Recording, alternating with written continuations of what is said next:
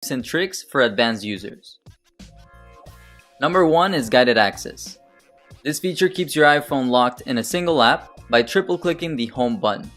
Once activated, it doesn't matter how many times you press the home button, you cannot access any other app unless you triple click and enter the set password. This is very useful if you lend your phone to a friend or family member. They can use one single app and you don't have to worry about them messing with your phone.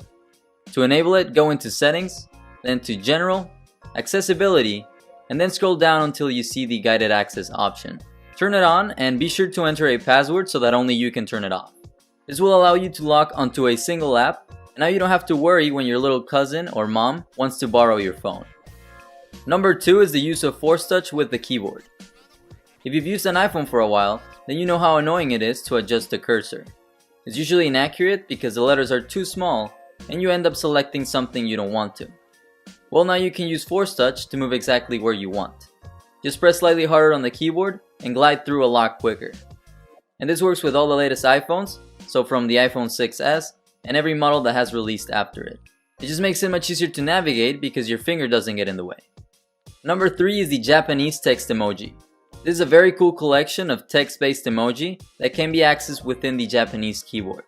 To activate it, go to the Settings app, go to General, scroll down to the keyboard option, Keyboards, and then select Add New Keyboard. Select Japanese, and then Kana. To use it, long press the globe icon and select the Edit Keyboard. Click the face icon, and now you can choose from hundreds of options that will bring your texting game to the next level. For number 4, I'm going to show you how to reduce the animations on your iPhone. Every time you enter or exit an app, there's a very long transition that takes place. As you can see, there's this zoom in and zoom out movement that occurs every time. You can eliminate this by going to Settings, General, Accessibility, and then Reduce Motion. Turn it on, and now you'll see how every time you exit an app, it is a much quicker fade out transition, which makes for a better experience if you don't like the original transitions. It just seems a bit faster. And here's a side-by-side comparison. The left has the old zoom in and zoom out transitions, and the right has the alternative fade out animations. Number 5 is the use of Force Touch to reply to messages. Surprisingly, a lot of people don't know about this one, but you can press harder on the screen to reply to a message within an app.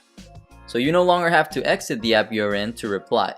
You can do it right there when the notification appears. And this also applies to the home screen. You can use Force Touch to reply without having to unlock your device. So use Force Touch if you want to be more efficient with messages. The number 6 tip is the use of Notification Center widgets. These are simple interfaces from apps on your device that can be accessed from the Notification Center. Simply swipe to the right from your home screen, or you can also pull it down from the top of the screen and swipe to the right. To activate widgets, go to the bottom and tap on Edit. Then you can add the widgets available from your apps. My favorites are the Weather Stats, the ESPN widget, which shows you the latest scores in upcoming matches, Snap Stats, which shows important information of your device, like how much data you've used, how much storage is available, and even how the RAM is being utilized. I also like the Calculator because it lets you do some calculations without having to open the app or without having to unlock your phone. And finally, the Amazon widget, which shows the status of your orders. Now remember that these widgets will only become available once you install the apps, so be sure to download the apps for each of these if you want the widgets to appear in the Notification Center. So Snapstats app for the phone statistic, widgets for the calculator, and so forth. The number 7 trick is to save your fingerprint twice to increase the success rate of Touch ID. So go to Touch ID and passcode and register the same finger 2 times, and this will improve the accuracy of every scan. Now the fingerprint scanner works really well with the iPhone 7, so you probably don't need to do this if you have the latest iPhone model, but with older models it starts to get a bit slow when you use Touch ID, and sometimes you have to scan more than once. So save the same finger twice and it should solve your unlocking frustrations. Number 8 is a very simple way to clear all your notifications in the Notification Center. Instead of deleting one by one, use Force Touch to open a Clear All option. This makes clearing all your notifications much easier. It will save you a lot of time when you want to have a clean notification center.